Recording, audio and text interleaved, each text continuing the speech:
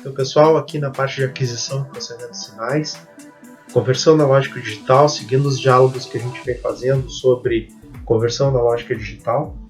Agora na parte 2, onde a gente vai mais a fundo sobre o funcionamento dos conversores analógicos digitais.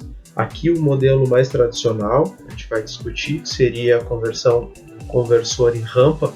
É um conversor que apresenta aí uma série de bloquinhos internos que a gente já conhece, contadores, conversor de digital para analógicos, comparadores, e aí a gente vai discutir um pouquinho o funcionamento dele e alguns termos, como resolução, enfim, algumas coisas assim. Tá certo? Bem-vindos à nossa aula aí. O conversor, então, ele vai transformar um sinal analógico, que está lá variando no tempo, de um sinal amostrado.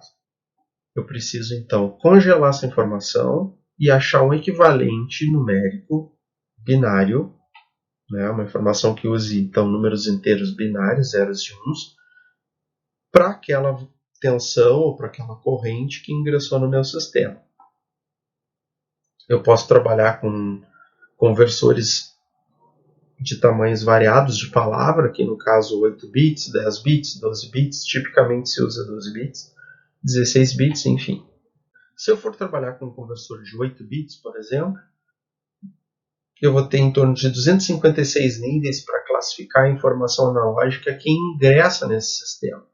Isso é bastante interessante, mas a gente vai ver que de repente 256 níveis de classificação pode ser pobre, pode ser uma classificação ruim.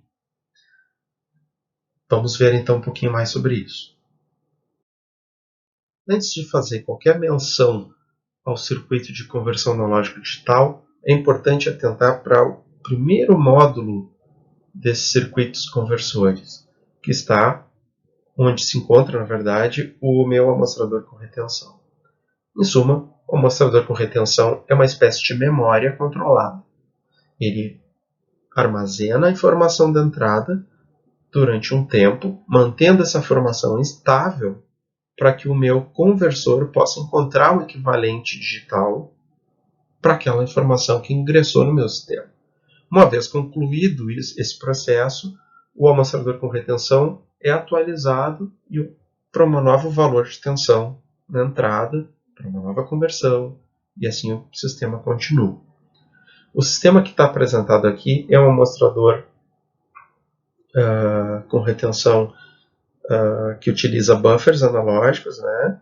E a função dele, então, desses buffers é uma carga rápida do capacitor e uma descarga praticamente nula.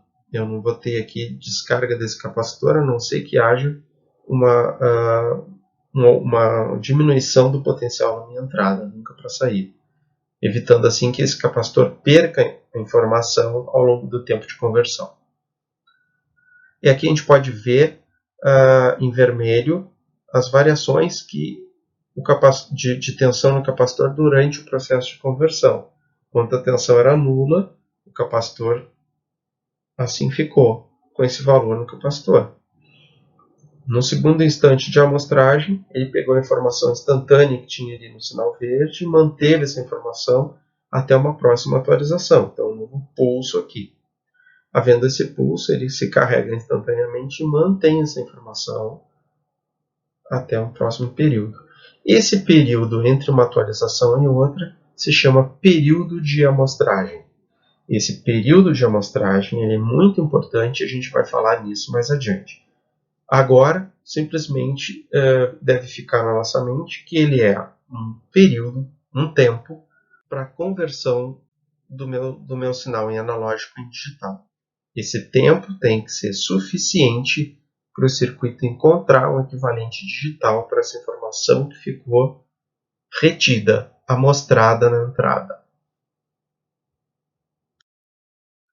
Referente à quantização, é importante eu salientar que uma vez que o meu sinal está amostrado, estável na entrada do meu conversor analógico digital, eu preciso agora achar um equivalente numérico inteiro, binário, um tamanho de palavra a ser definido, que seria uma característica do meu conversor analógico digital, né? Isso vai dar mais precisão ou menos precisão na conversão. Eu preciso então encontrar esse equivalente numérico. Quando eu encontrá-lo, eu tenho aí a minha representação, a minha quantização digital. Né?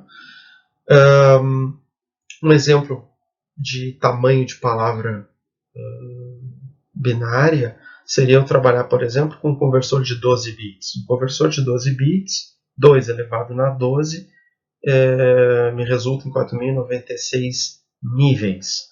Como eu tenho nível 0, do nível 0 até o nível 4.095.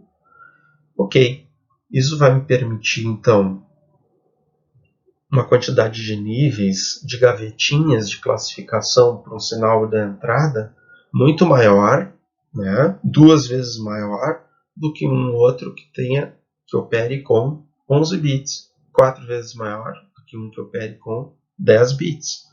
Né? Isso vai me permitir mais precisão na representação, porque os intervalos entre um degrauzinho, entre uma gavetinha e outra, em termos de tensão, são muito menores.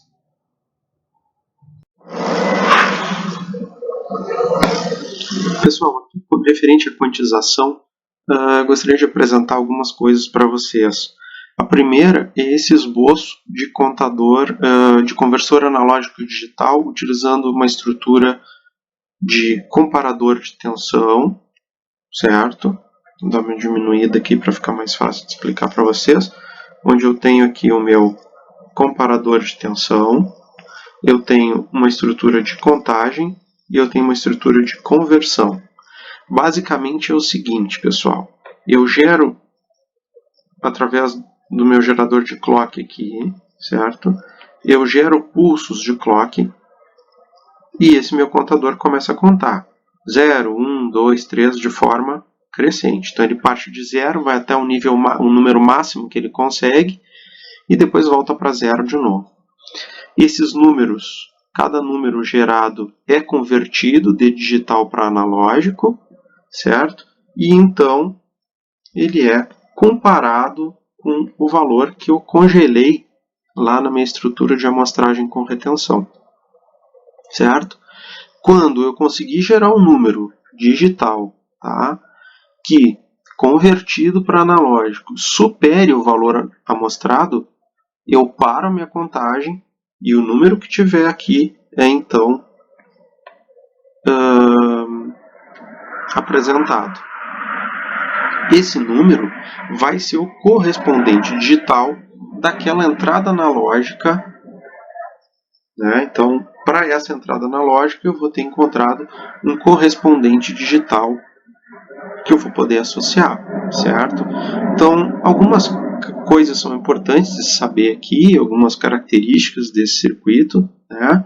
É possível a gente ter uma noção também de tempo máximo de conversão. Por quê? Porque eu vou focar aqui, né, nessa geração de clock aqui. Né? Uma vez que eu tenho a minha frequência do meu clock, então eu sei também qual é o período que eu estou utilizando para apresentar novos números para conversão e comparação. Né? Então, o tempo de contagem aqui, tá? De cada número. Com isso, com esse tempo de contagem, vezes a quantidade de pulso de números que eu tive que gerar para comparar, eu tenho uma noção de tempos de conversão. Mas ok. Vamos então para uma análise um pouco mais detalhada, né, desses bloquinhos. Então, vamos imaginar que eu tenho um número que foi gerado e eu quero descobrir que número é esse, certo? Então, vamos fazer aqui um desenho onde eu vou colocar aqui meus eixos x e y, certo? E vamos gerar aqui um sinalzinho, tá? Então, vamos imaginar que o meu sinal é esse em azul aqui. E eu já fiz uma leitura prévia.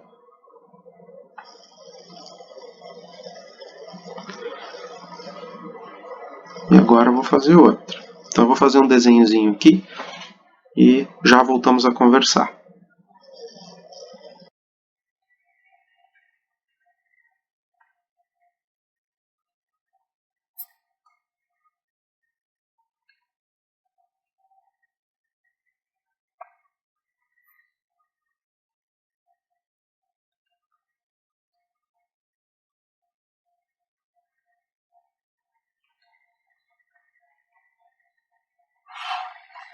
Imagine o seguinte, pessoal, a gente está nesse instante de tempo aqui, certo? Aqui foi feita uma amostragem com retenção, que durou até esse instante, e nesse ponto eu vou fazer uma análise do meu circuito. Se o valor gerado, então nesse instante eu faço uma nova amostragem, então para esse instante o valor amostrado é esse aqui, valor 2,1 volt. Então, ele vai ficar valendo 2,1 volt até a próxima amostragem. Eu tenho que classificar esse valor 2,1 volt em um número binário. A primeira pergunta que eu vou fazer é: quantos bits tem meu contador? Se meu contador tiver 2 bits, 2 na 2, 4 níveis, 3 degraus. Se ele tiver 3 bits, 2 na 3 é 8. 8 contagens, 7 degraus, porque eu parto sempre do zero. Então é sempre 2 na n menos 1. Então vamos brincar aqui que na verdade o meu contador tem 2 bits. 2 bits. Tá? Então ele só tem duas vias. Com 2 bits eu consigo contar de 0 até 3. Porque 2 na 2 é 4, 3 níveis. Tá? Então eu vou ter 3 degraus, certo? E quanto vai ser o tamanho desse degrau? A quantidade de degraus eu sei, mas qual vai ser o tamanho de cada degrau? Bom, aí eu preciso saber o seguinte: qual é a minha tensão de referência? A maior tensão que eu vou usar aqui para comparar. Qual é o maior valor que o meu conversor DA tem que gerar para eu poder comparar com a tensão de entrada? Uma outra maneira de fazer a mesma pergunta: qual o maior valor que eu posso ter na minha entrada? Essa vai ser a minha tensão de referência, certo? Então a minha tensão de referência ela é importante. Ela é muito importante. Então, vamos anotar aqui que minha tensão de referência vai ser, neste caso, para ficar fácil, 3 volts. Ok, eu tenho 3 degraus, 3 volts de máximo. Uma outra informação: se 3 volts é o maior número que eu consigo gerar e 3 é o número de degraus, então 1 volt por degrau vai ser a minha resolução, não é? Minha resolução. Então, o que eu posso saber aqui? Que o meu sistema ele vai começar a chutar valores. Então, aqui ele começa. Ele parte de 0. 0 vai gerar 0 volt. 0 volt supera o meu 2.1? Não, não supera. Então, o que ele faz? Ele dá um tempinho, né? O tempo que ele usou ali para comparar é o tempo do relógio, né? E ele gera um próximo número. Ele gera um próximo número. Um detalhe é que ele gera um próximo número de 1 volt, certo? Então, minha gradação aqui é a seguinte: eu tenho aqui a minha régua e eu tenho pulsos que vão ter tamanhos de 1 volt, certo? Até o máximo lá em cima. Então, gera um degrauzinho ali de 1 volt, certo? Aqui tem 1 volt, né? 1 volt supera o meu 2.1? Poxa, não supera. Então, para a próxima contagem, ele vai gerar mais 1 volt.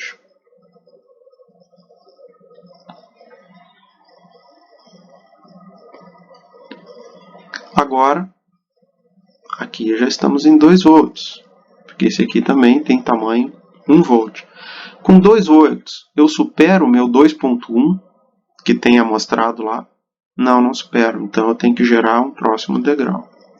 Bom, meu próximo degrau, estou indo de 1 em 1, meu próximo degrau vai ser 3. 3 volts. Mais um degrauzinho em 1, 3 volts. 3 volts supera o meu 2.1? Supera. Ok. Eu estou no terceiro degrau, ou degrau 3, certo? Então, essa informação 2.1 que foi amostrada, ela está em que degrau? Degrau 3. Então, 3 é o meu correspondente para essa tensão aqui de 2.1, certo?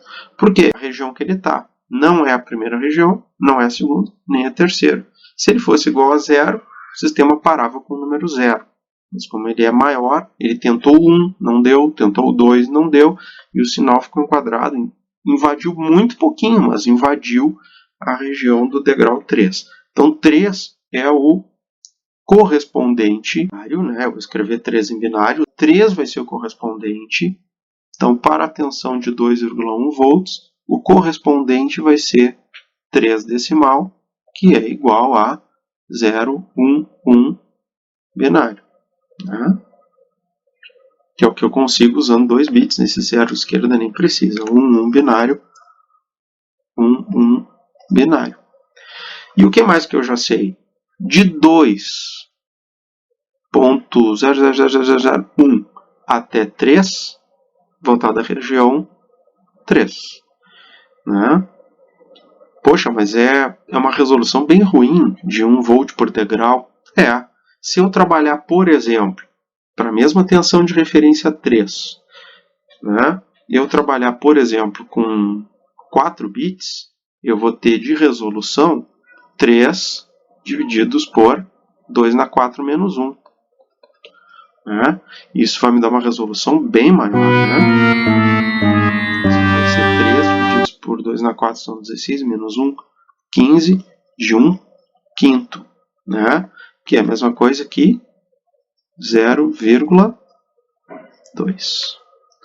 Né? Volts por divisão. Notem que é uma resolução bem melhor do que o meu 1 volt por degrau. Né? Eu estou trabalhando com 0,2 volts por degrau. Recapitulando, então, o que eu sei? Eu sei que o meu ADC é composto de um comparador analógico, eu tenho também um contador e eu tenho também um conversor DA. Do meu contador, eu preciso saber o número de bits que eu uso, né? Porque desse número de bits eu tiro a minha resolução. O conversor DA precisa me passar qual é a tensão máxima que ele gera na saída, para que eu possa ter o recálculo da resolução agora em função da tensão que eu vou ter para cada incremento do meu contador. Né? Em alguns autores isso é chamado de K, ou constante de incremento, ou tamanho do degrau. Nada mais é do que a minha tensão de referência sobre o número de degraus. A constar, a resolução a gente pode calcular aqui, ou resolução percentual, como sendo 1 sobre o número de degraus vezes 100%. Ok? O que mais que a gente pode ter aqui? A gente tinha feito um exemplo, né? Se eu for trabalhar com 2 bits, eu posso contar, então, de 0 até 3. A minha resolução percentual vai ser de 1/3 vezes 100. Né? Essa resolução percentual vezes 100%. Isso vai dar, então,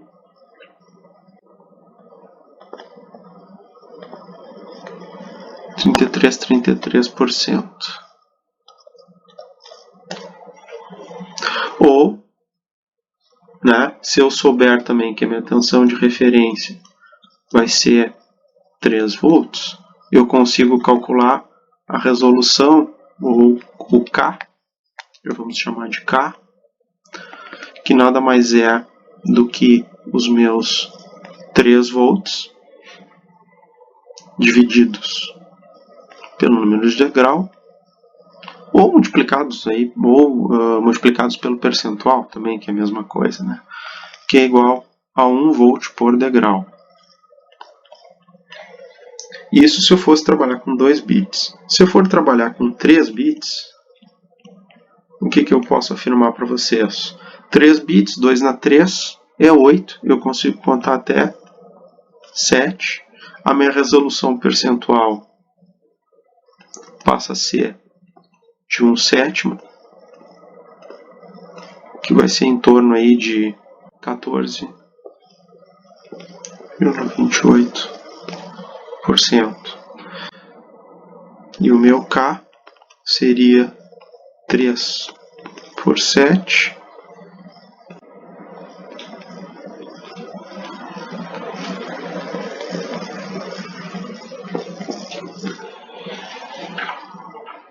O que já ajuda bastante. Se eu fosse trabalhar com 4 bits, eu conto de 0 a 15. A resolução percentual vai ser 1 por 15.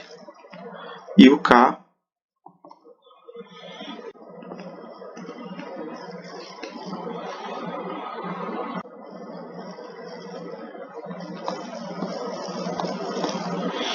se eu for comparar o meu 0,2, esse K aqui, com esse K aqui, né, a gente já vê que quanto maior a quantidade de bits, menor, eu tenho mais degraus e tenho um K menor também, porque eu tenho que adequar sempre para a mesma tensão de referência que eu estou trabalhando aqui. Mas o mais importante, que a gente pode notar também, é que eu obtenho mais precisão na minha conversão final. E isso é muito importante, né? Isso me ajuda, inclusive, no processo de escolha da resolução em função da saída do meu sensor, né? Ou da minha etapa de condicionamento de sinal. Isso a gente pode discutir depois. Havendo necessidade, eu faço um outro vídeo mais específico só sobre precisão disso aqui. Certo, pessoal? Então, acho que com isso a gente consegue avaliar um pouco sobre o funcionamento desse conversor, clareia um pouquinho mais. No geral, esses conversores, eles trabalham, do Arduino principalmente, ele usa 10 bits, e ele tem uma tensão de referência de 5 volts. Esse valor pode ser mudado, mas esses 5 volts pode diminuir, mas não aumentar, tem como fazer isso. Os 10 bits são fixos. Um detalhe interessante é que ele gera uma conversão, então nós estamos falando aqui do Arduino, né? Ele faz uma conversão a cada 100 microsegundos. 100 microsegundos por conversão, tá? Então, eu não comentei com vocês ali porque era um exemplo hipotético, mas se eu tenho a minha frequência do clock lá, e eu digo para vocês é 1 MHz, com 1 MHz você sabe que o tempo de conversão é 1 sobre 1 MHz, que é 1 microsegundo, né? O Arduino demora um pouquinho mais, a frequência de clock dele é menor, né? E dá em torno de 100 microsegundos para cada conversão. Então a gente tem como estimar mais ou menos o tempo, ou já saber que eu tenho que fixar em 100 microsegundos se eu quiser que ele faça a conversão certinho. O ideal é sempre um tempo maior do que esse. Bom, mas se eu fosse fazer aqui a resolução percentual, no caso do Arduino, vai ser 1 por 2 na 10 menos 1, correto? Essa resolução vezes 100%. Isso vai me dar, então, 1 sobre 1024 menos 1, 1023, vezes o 100%. Isso vai dar 0,097%. Essa é a resolução percentual dele. e qual é o tamanho de cada degrau, ou a resolução em função de volts por degrau, volts por a grade dele de classificação. Bom, é essa mesma resolução vezes a tensão de referência, né? Essa resolução associada ao 0,097% de 5 volts. Então, a resolução dele vai ser os meus 5 volts, que é o máximo que eu consigo gerar para poder fazer a comparação. Esse aqui é o meu K, é a mesma coisa, né? É o máximo que eu consigo gerar para comparar, dividido pelo número de degraus que eu tenho lá, que é o meu 1023, certo?